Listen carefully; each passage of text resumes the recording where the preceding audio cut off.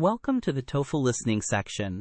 In this part, you will hear one or more conversations in an academic or campus context, such as a discussion between a student and a professor, or between two students. You may take notes while listening. Listen to part of a conversation. You will hear it only once, so listen carefully. After the conversation, you will answer questions about what you heard. Some questions will ask you about main ideas and details. Others will ask about implied meaning, speaker attitude, or how ideas relate to one another. Use both what is stated and what is implied to answer. Hi, Professor Martinez. Thanks for meeting with me. I wanted to talk about techniques for my data journalism project on local water quality. Hi, Daniel. That sounds like a strong topic. Tell me what you have in mind and what techniques you are thinking about using. I have a spreadsheet of lead test results from municipal water departments and a demographic file from the American Community Survey. I am not sure how to combine them or which visualizations will best support the story. A good starting point is a clear data pipeline. First, acquire and document sources. Then, clean and normalize data. Then, analyze and visualize. You said you have municipal results and ACS data. How are the locations recorded in each file? The water file has addresses and some sample site codes. The ACS file has census tract identifiers.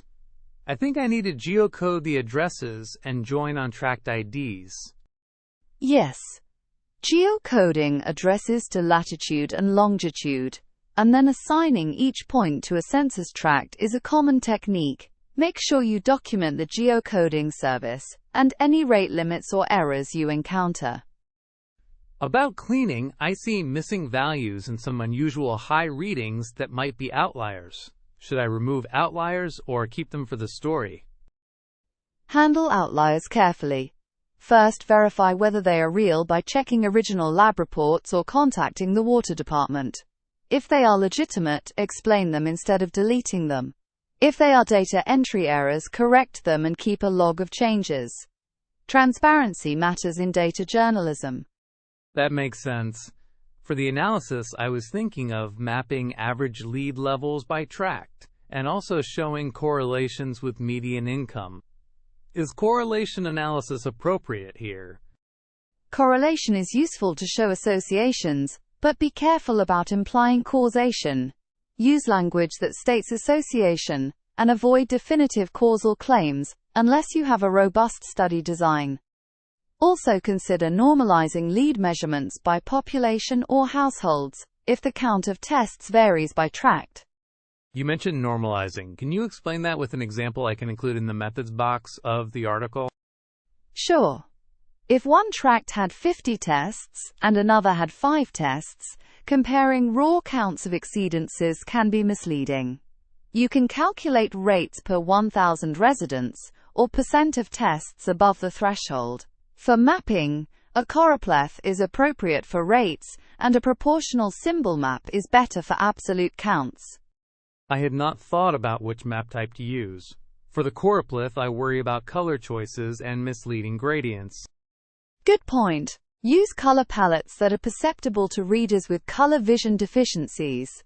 Also, classify breaks consistently and explain your choice. Use single hue sequences for ordered data. Avoid implying sharp boundaries where there are none, by adding smoothing or clear labels. What about interactivity? Should I build an interactive dashboard with filters so readers can choose age groups or income ranges? Interactivity can increase engagement and help readers explore the data. But interactive features must be accompanied by clear explanations and defaults that show the most important patterns. Also provide static versions for readers who cannot use interactive elements or for print. I plan to use Python and Pandas for cleaning and R with ggplot for static charts.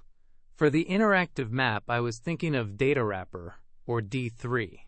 Any recommendations on reproducibility and sharing code? Both are fine. The key is reproducibility. Keep scripts in a version-controlled repository, and publish the code and a codebook with the story when possible. If you publish the code and the raw data, readers can reproduce the analysis and check for errors. That quote about publishing code is great. I will include it in my plan. Are there ethical issues to consider when linking demographic data with pollution data? Yes. Protect privacy by aggregating point-level data when necessary. Avoid identifying private residences. Consider how small sample sizes can stigmatize communities. Always include margin of error or confidence intervals when working with survey-based estimates like ACS. You said include margin of error. Should I display that on maps or in a separate table? You can do both. A map with subtle hatching or a separate layer for high uncertainty works well. Also provide a methods section that explains the sample sizes and margins of error for each tract. Could you walk me through a short checklist of techniques I should follow for the project? Sure. 1. Acquire and verify sources and record provenance. 2. Clean data and document every change. 3. Geocode and join datasets carefully using reliable keys. 4. Normalize rates and consider denominators. 5. Use appropriate visualizations and accessible color schemes. 6. Show uncertainty and avoid causal language. 7. Publish code and data where possible. 8. Annotate visualizations and include a reproducible methods section. That checklist is extremely helpful. For verification, you mentioned contacting agencies. Should I file public records requests for raw lab reports? If the public records route is available and you need validation, file requests. Raw lab data can resolve ambiguities and is a good practice in investigative data journalism. But be mindful of timelines and plan accordingly. One last question. How should I explain complex statistical choices to readers who are not data literate? Use plain language and simple analogies. Show a small annotated example that walks through one tract. Keep jargon minimized and link to a detailed technical appendix for readers who want more. That balances rigor and accessibility. Thank you, Professor. I will draft my methods section and share the code repository link with you next week. Great. Send me your draft and the datasets. We can review the visualizations and the methodology before you publish.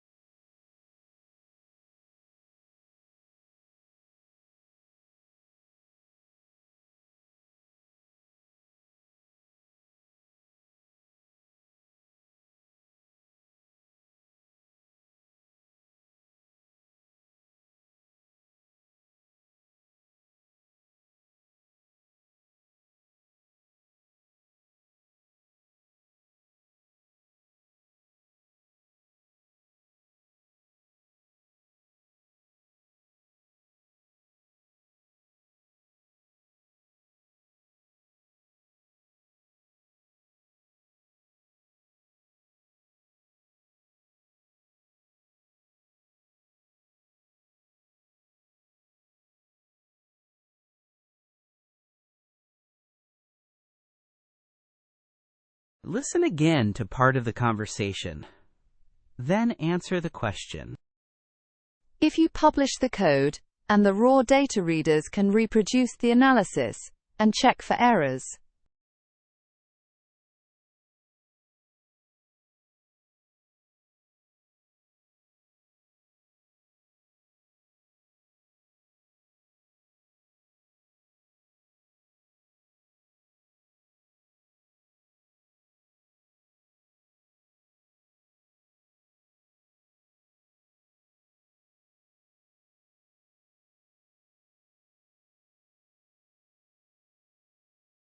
This concludes the conversation portion. For more TOEFL practice tests and study materials, visit Spinta.org.